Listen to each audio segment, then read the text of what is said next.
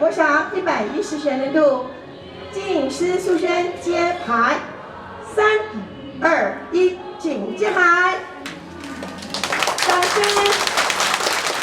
主席进师苏轩伫台南市大港国小设立，是伫全台湾的第209间。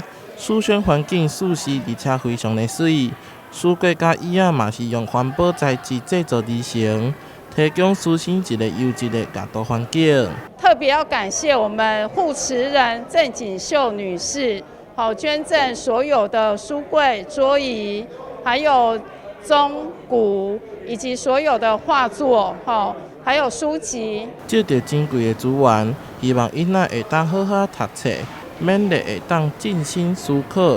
将书轩的效益发挥到上大。透过好书启发每个孩子的心的好的念头，因为这是他长长久久会带着，一辈子会带着的。不只是知识，现在电脑啊、资讯很容易都取得，网络啊或者都可以很容易取得。但是你要帮他挑选好书。主席进师书轩这几档亲力豪横，目前为止伫台南设立超过36间。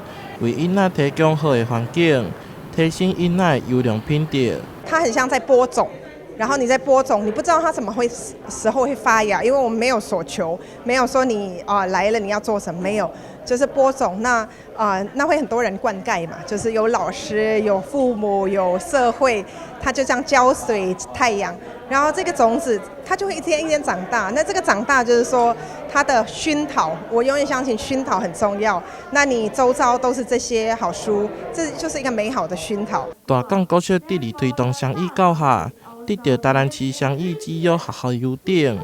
学生以大港航海王为主题来介绍进师书轩。学校嘛递赠感谢状以及手艺品，予主席进师书轩营运长蔡金儿。未来将会有1000多名的师生以及家长受惠，成为老师教学以及亲子读册的空间。台南新闻杨顺怀采访报道。